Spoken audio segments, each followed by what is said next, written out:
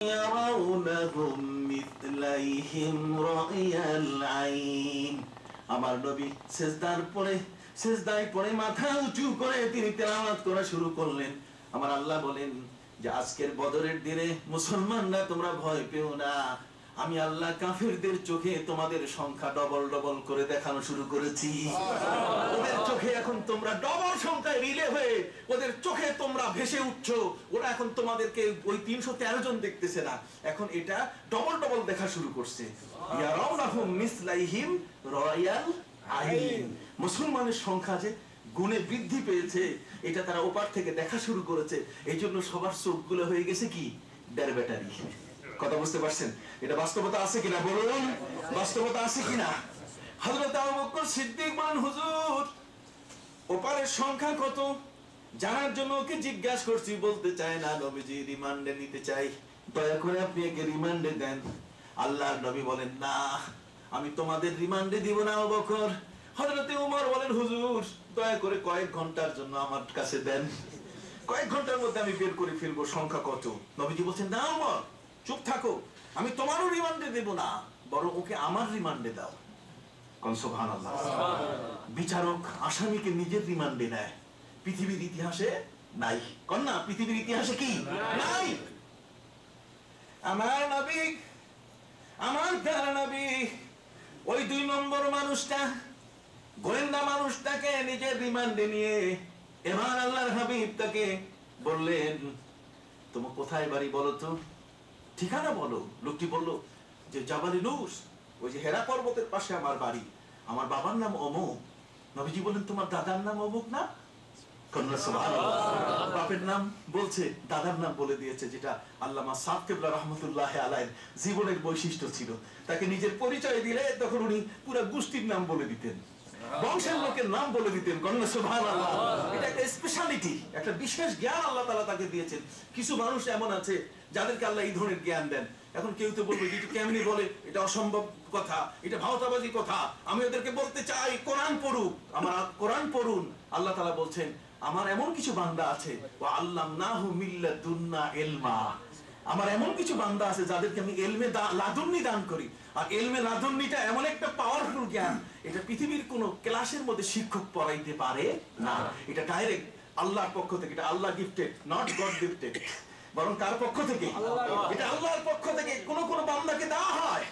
আর ওই বান্দাকে যখন দেওয়া হয় তখন ওই বান্দা তার আল্লাহর সে কুদরতি ক্ষমতায় বুঝতে পারেন তার ক্লাসিক কোন ক্লাসে গিয়ে উস্তাদের পদপ্রান্তে বসে শিক্ষা নেওয়ার প্রয়োজন হয় না।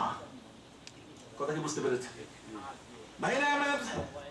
আমার প্রিয় নবী বিশ্বনবী মুহাম্মদুর রাসূলুল্লাহ সাল্লাল্লাহু আলাইহি ওয়াসাল্লাম তিনি বললেন, আবু বকর, ওমর, এই আসামিকে আমার রিমান্ডে দিয়ে দাও, আমি রিমান্ডে নিয়ে তারে জিজ্ঞাসা করি।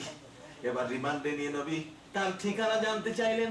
বাবার নাম বলতে রাসূল তার দাদার নাম বলে দিয়েছেন। লোকটার অন্তরের মধ্যে শান্তি এসে গেছে। কি রে, আমাকে বাপের নাম জিজ্ঞাসা করছেন উনি, আমি সাথে সাথে বাবার নাম বলেছি, কিন্তু উনি তো দাদার নামও বলে দিলেন, নিশ্চয়ই উনি কেউ ঘনিষ্ঠ হবেন। লোকটার মনের মধ্যে যে ভয় ছিল আগে, সে ভয়টা কেটে গেল। নবীজি বললেন যে তুমি একটু হাত মুখ ধুইয়া নাস্তা খাও। আসামি চিন্তা করছে, কি রে, আমারও তো নাস্তা খাওয়ার কথা বলার কথা না, আমারও তো কিল দেওয়ার কথা। কি বলেন, ঠিক না? রিমান্ডে আনার অর্থ হলো যে হাত পাও বাঁধো, আর যেভাবে মারার সেইভাবে মারো। কথা বুঝতে পারছেন? কিন্তু উনি আমাকে নাস্তা খাইতে কইতেছেন, উনি আমাকে খাবার খাইতে কইতেছেন, হাত মুখ ধুইতে বলতেছেন। আজব ব্যাপার। এই রিমান্ড তো এক পৃথিবীর মধ্যে এক মারাত্মক রিমান্ড, একটা সেরা রিমান্ড। এই ধরনের যদি কেউ দেখে তাহলে সে তার বেশি করে ওই অন্যায়টা করতে চাবে। কিন্তু আল্লাহর নবী তা করেননি। আল্লাহর নবী হলেন বিশ্ববিজ্ঞানী, তিনি মূর্খ ছিলেন না। বলুন সুবহানাল্লাহ। তিনি ছিলেন জগতের মধ্যে কৌশলবিদ। আল্লাহর পক্ষ থেকে তিনি এত বড় মহান রাসূল ছিলেন যে তার জ্ঞানের সীমানা পর্যন্ত পৌঁছার ক্ষমতা আজ পর্যন্ত কোন বিজ্ঞানী, কোন দার্শনিক, কোন পণ্ডিত, এই জগতের মধ্যে কোন রাজনীতিক, কোন লেখক, কোন ব্যক্তির সম্ভব হয় না। কথা বুঝতে পেরেছেন? বরং নবীর দরবারে, নবীর জ্ঞানের কাছে মিন নুকতাতিল ইলমে, এই জগতের মধ্যে যদি আলিফ বা তাসা লেখা হয়, সারা পৃথিবীর সমস্ত জ্ঞান ভান্ডারকে যদি এক জায়গায় করা হয়, এই সমস্ত জ্ঞান ভান্ডারের মধ্যে একটা নোক্তা, একটা ফোঁটা জগতের মধ্যে, ওই নোক্তা একটা ফোঁটার মতো জ্ঞান আমরা রাখি, বাকি সমস্ত জ্ঞান আল্লাহ তার নবীকে দিয়েছেন। আমার নবীজি লোকটিকে যখন বললেন তুমি নাস্তা খাও, লোকটি বলা শুরু করলো না আমি খাবো না, আমি খেয়ে আসছি। নবীজি বললেন কি খাইছো? খাবার খেয়ে আসছি। নবীজি বলছেন তরকারি খাইছো কি? কয় উটের গোশত। আল্লাহ নবী জিজ্ঞেস করলেন উটের গোশত খাইছো, তুমি একলা খাইছো না সবাই খাইছে? আমি একা খাই নাই, খাইছে সবাই মিলে। আল্লাহ নবী জিজ্ঞাসা করলেন তাহলে উট কয়টা জবাই হয়েছে? কয় 3টা উট জবাই হয়েছে। নবীজি আবু বকর সিদ্দিক উমরে ফারুককে ডেকে বলেন রিমান্ড শেষ, নিয়ে যাও। হযরত উমর ফারুক রাদিয়াল্লাহু তাআলা বলেন হুজুর কান ধরে একটা টানও দিলেন না, হেরিকেন জায়গায় একটা থাপ্পড়ও মারলেন না। অন্ধকারের মধ্যে মুখোশ পরে তার উপরে কোনো কিলাকিলি কিছুই করলেন না। রিমান্ড শেষ হলো। হুজুর বুঝলাম না ওর সংখ্যা কত কাফিরদের, এটা তো আমরা বের করতে পারি নাই। নবীজি বললেন তোমরা তো সংখ্যা বের করার জন্য রিমান্ডে চেয়েছো, আমি তো সংখ্যা বের করে ফেলেছি। আবু বকর সিদ্দিক ওমর ফারুক রাদিয়াল্লাহু তাআলা অবাক হয়ে গেলেন আমার নবীর জ্ঞানের সামনে। বলছেন হুজুর কি করে আপনি বুঝলেন? নবীজি বললেন ওকে নাস্তা খাইতে বলতে বলেছিলাম যখন, তখন সে বলেছে আমি খেয়ে আসছি। তো কি খেয়ে আসছো? কয় উটের গোশত দিয়ে রুটি খেয়ে আসছি। তাহলে উটের গোশত সবাই খাইছে না তুমি একা? কয় সবাই মিলে। তাহলে উট জবাই হয়েছে কয়টা? ওই উট জবাই হয়েছে 3টা। নবীজি বললেন 3টা উট জবাইয়ের কথা শুনে আমি হিসাব বের করছি, আরবের মানুষেরা একটা উট জবাই হলে 350 মানুষ খায়। 3টা উট যখন জবাই হয়েছে কাজে এখানে ওদের সংখ্যা কত? 1000-এর উপরে। চিৎকার দিয়ে বলুন না সুবহানাল্লাহ, জোরে বলেন সুবহানাল্লাহ। আমার নবী কি মূর্খ নবী? জোরে বলেন আমার নবী কি মূর্খ নবী? ওই সমস্ত ব্যক্তির জিহ্বা অচল হয়ে যাবে যারা আমার নবীকে মূর্খ বলতে চায়, নবীকে উম্মি বলে, নবীকে ছোট করতে চায়।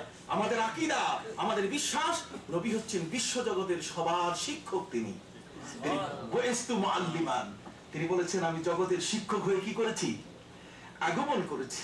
আমার নবী প্যারা নবী রাসূল করিম সাল্লাল্লাহু আলাইহি সাল্লাম নিজেই নিজের পরিচয় দিয়েছেন উম্মি, কিন্তু আমি টানা হেসরা করে নবীকে মূর্খের দিকে কেন নিয়ে যাই? ওয়াল্লাযীনা ফী কুলুবিহিম যায়গুন ফায়াত্তাবিউনা মা তাশাবাহা মিনহু ইবতিগাআল ফিতনা। যাদের অন্তরটা বাঁকা, যাদের জন্ডিস রোগ হয়েছে, ওকে আপনি দেখবেন ওই ভালো জিনিস পছন্দ হবে না। কথা বুঝতে পারছেন? কাজেই যাদের দৃষ্টিভঙ্গি বক্র হয়েছে, যাদের হেদায়েতের পথ প্রশস্ত হয় নাই, তারাই নবীকে মূর্খ বলতে চায়। বরং নবী হলেন কে? আমার নবী বলেন আমি উম্মি। উম্মুন মানে মা। উম্মুন মানে কি? মা। আরব জগতের মধ্যে উম্মি তাকেই বলে যদি পৃথিবীতে জন্ম নেওয়ার আগে বাবা মারা যান, বাবা মারা যাওয়ার পরে, জন্ম নেওয়ার পরে শুধু যদি মাকে কেউ পান, তাহলে ওই মা শিশু, মাওয়ালা শিশুটাকে উম্মি বলে।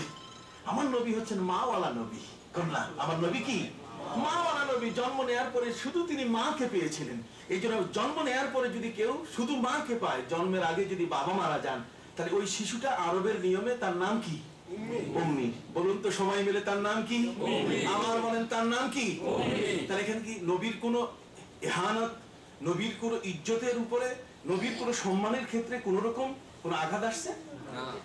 এটি আমাদের আল্লামা সাহেব কিবলা ফুলতুলি রহমতুল্লাহ আলাইহি শিখাইছেন আমাদেরকে আদব শিখাইছেন। যেহেতু কোরআন এই জগতের মানুষগুলোকে আদব শিখিয়েছে। ইন্নাল্লাযীনা ইউনাদুনাকা মিন ওয়ারাইল হুজুরাত আকসারুহুম লা ইয়াকিলুন। নবীজির হুজরা মোবারকের পিছনে এসে কিছু জ্ঞানীন মানুষ নবীর নাম ধরে ধরে ডাকা শুরু করলো।